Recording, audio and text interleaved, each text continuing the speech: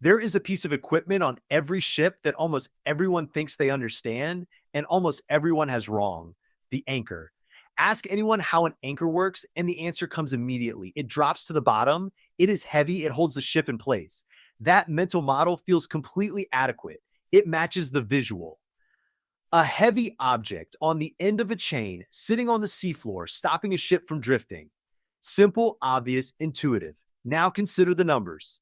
The anchor on a large container ship weighs approximately 15 to 20 metric tons. The ship it is attached to weighs 100,000 to 200,000 metric tons fully loaded. The anchor is roughly 1/10,000th of the ship's mass. In a moderate storm, the forces acting on a large anchored vessel: wind pressure on the hull and superstructure, wave forces, current drag, can reach hundreds of metric tons. The anchor alone, sitting on the seafloor, generates nowhere near that holding force. It cannot. The physics do not permit it. And yet, ships anchor successfully in conditions that produce those forces and have been doing so for thousands of years. The anchor is not doing what most people think it is doing. The chain is not simply a connection between the anchor and the ship. The entire anchoring system, anchor, chain, and the geometry of how they interact with the seafloor and the water column, is a precisely functioning mechanical system whose actual operating principle is almost entirely different from the intuitive explanation most people carry. Understanding how anchoring actually works requires going into catenary physics, soil mechanics, and the engineering of controlled energy dissipation in a way that reframes everything you thought you knew about one of the oldest technologies in maritime history. Start with the anchor itself, the modern stockless anchor, the type used on virtually every large commercial vessel today. Does not hold a ship by sitting on the bottom and being too heavy to move. It holds by digging into the seafloor sediment. The anchor has two large flat flukes, the pointed blades that extend from the anchor head, which are designed to rotate as the anchor is dragged along the bottom and bury themselves into the sediment.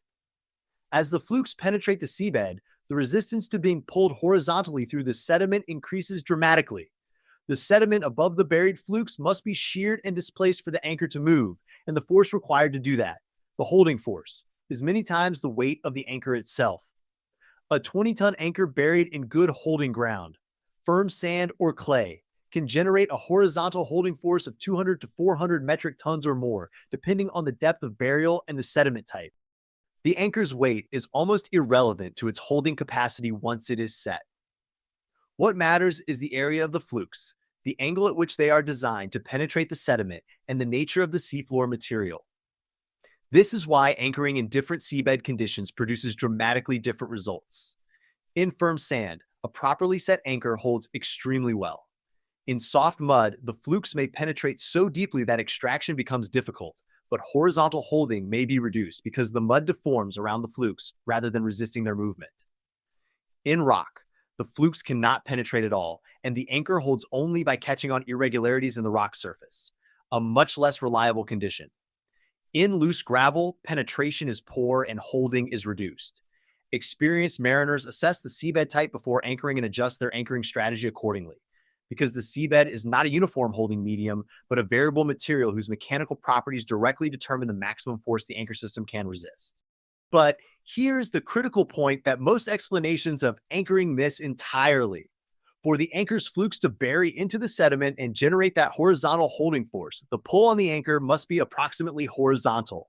If the chain pulls upward at a significant angle, if the ship is close enough to the anchor that the chain rises steeply from the anchor to the ship, the vertical component of the chain's pull tends to lift the anchor out of the sediment rather than drive it deeper into it. The flukes cannot maintain their set. The anchor drags. The entire holding capacity of the system collapses. This is why the length of chain deployed, the scope, is so critical to anchoring effectiveness, and why it is the chain, far more than the anchor, that is the primary functional element of the anchoring system.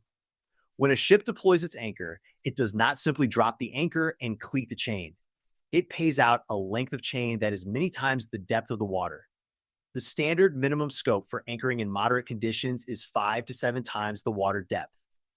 In 30 meters of water, that means deploying 150 to 210 meters of chain. In storm conditions, scope of 10 or more times water depth may be used. The reason for this becomes clear when you understand what the chain is doing. A heavy chain hanging between 2 points in water does not hang straight. It hangs in a curve.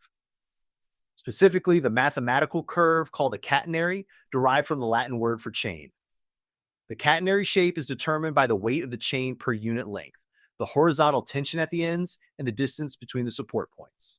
For an anchored ship, one end of the catenary is the anchor at the seafloor, and the other end is the hawsepipe, the point on the ship's bow through which the chain passes. When sufficient chain is deployed, the portion of the chain near the anchor lies flat on the seafloor rather than rising immediately toward the ship. Only the upper portion of the chain rises in the catenary curve toward the hawsepipe. This geometry produces an approximately horizontal pull on the anchor, regardless of the direction the ship lies, because the chain leaves the anchor horizontally along the seafloor before rising in its catenary curve. The anchor experiences no upward force component. Its flukes remain buried. Its holding capacity is fully engaged. Now consider what happens when the ship experiences a surge of force, a wave, a gust of wind that tries to drive it away from the anchor. The ship moves. The chain tightens. But before the chain can begin pulling the anchor at an upward angle, it must first lift the portion of chain lying on the seafloor. That takes energy. The more chain lying on the seafloor, the more energy is required to lift it. The chain itself acts as a shock absorber, a heavy elastic spring that absorbs the kinetic energy of the ship's surge before that energy can be transmitted as a sharp impulse to the anchor. A shock load that would instantly drag an anchor if the chain were short is instead gradually absorbed by the process of lifting chain off the seafloor, stretching the catenary, and distributing the force over time. This energy absorption capacity is the primary reason why scope, the amount of chain deployed, is so critical. More chain means more energy absorption capacity.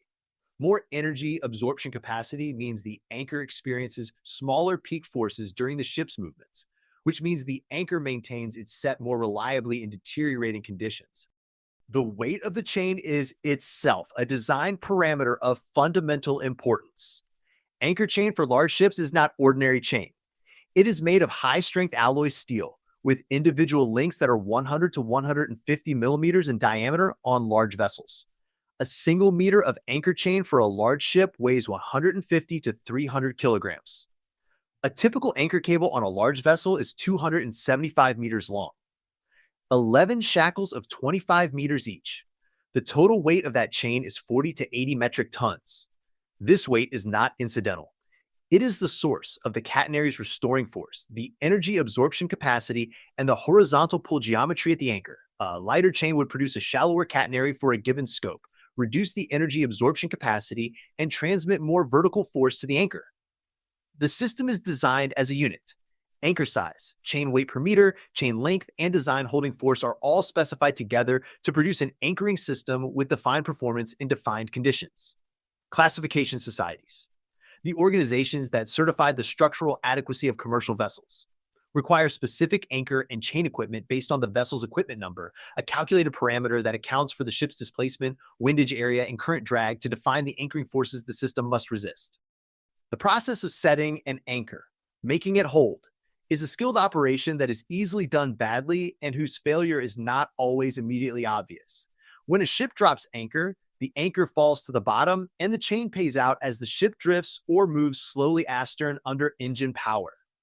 Once the required scope has been deployed, the chain is stopped, held at the windlass, and the ship's movement against the held chain begins to drag the anchor along the bottom. If the flukes engage the sediment correctly, they rotate to their set angle and begin to bury. The ship feels the chain come taut, and then the motion stops as the anchor sets. If the flukes do not engage correctly, if they land inverted, if the sediment is too hard, if the chain pile on top of the anchor prevents fluke rotation, the anchor skips along the bottom without setting, and the ship continues to drift. An anchor that appears set, but is not fully buried, will hold in light conditions but drag the moment wind or current loads increase beyond the shallow friction of the unset anchor against the bottom. This is the anchoring failure scenario that most often leads to accidents. The ship appears stable at anchor. The watch officer reduces their monitoring intensity, conditions deteriorate, and the anchor begins to drag before anyone realizes what is happening. The ship drifts towards shallow water, a reef, another vessel, or a lee shore with insufficient time to recover. Modern anchor watches use GPS position monitoring systems that trigger an alarm if the ship moves beyond a defined radius from the anchor position, providing early warning of drag before the situation becomes critical. But the alarm is only effective if the radius is set appropriately and the watch officer responds promptly, neither of which can be guaranteed in all cases. The forces that an anchored ship experiences in storm conditions illustrate why the anchoring system must be designed with substantial reserve capacity beyond the expected static loads. A large ship lying to its anchor in a storm is not stationary. It shears, swings from side to side across the wind, as the wind direction fluctuates and as the ship's hull responds to wave action. Each shear cycle causes the ship to accelerate to one side, run out to the extent of the chain, and then be snapped back as the chain tightens. The peak force in the chain during the snapping process can be many times the steady state wind and current force, because the kinetic energy of the ship's lateral motion is suddenly arrested by the chain reaching its taut condition.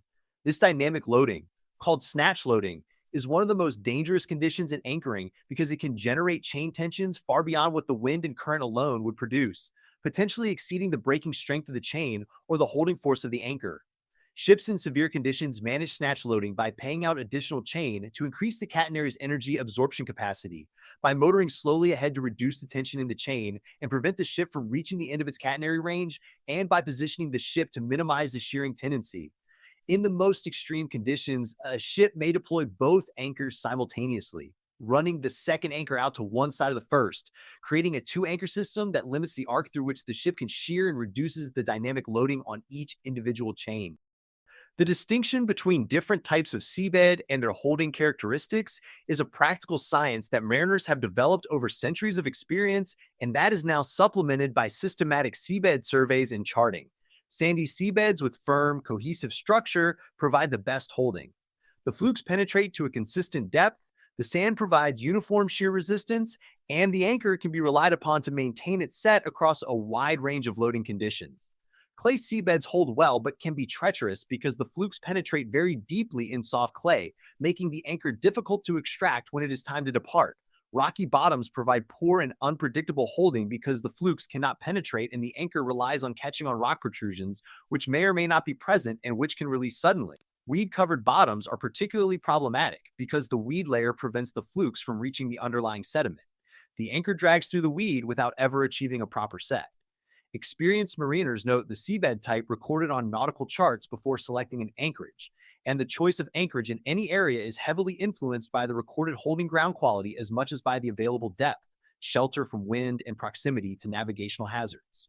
The mechanics of weighing anchor, recovering the anchor, and chain at departure reveal another aspect of the system's engineering that is not immediately obvious. As the ship motors slowly toward the anchor position, the chain is recovered by the anchor windlass, a powerful electrically or hydraulically driven winch on the bow.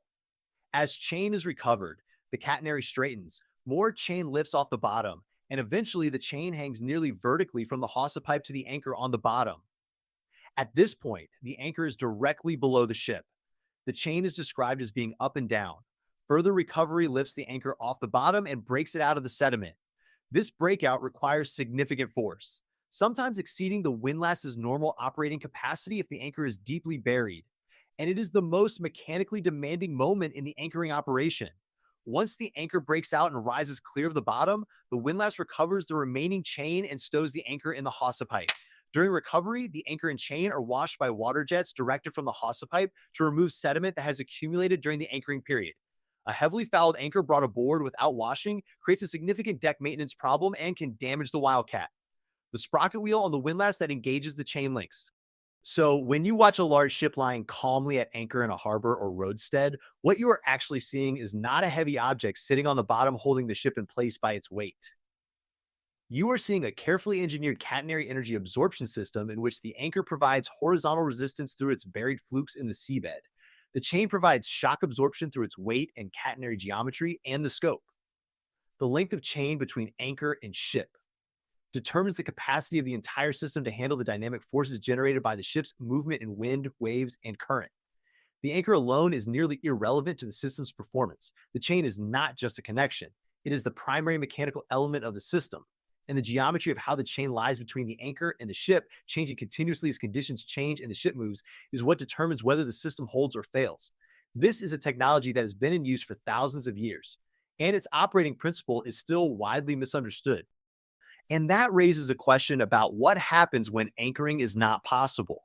When a ship must maintain its position in deep water where the bottom is too far away to reach with any practical length of chain, or in conditions where anchoring would damage sensitive seabed environments. The systems used to hold a ship in position without any contact with the seafloor. Dynamic positioning systems that use thrusters, GPS, and sophisticated control algorithms to maintain location against wind, wave, and current represent one of the most remarkable applications of automatic control engineering in the maritime world. I have covered that in a separate video, and the contrast between the ancient simplicity of the anchor and the computational complexity of dynamic positioning reveals something fundamental about how engineering solutions evolve when physical constraints change.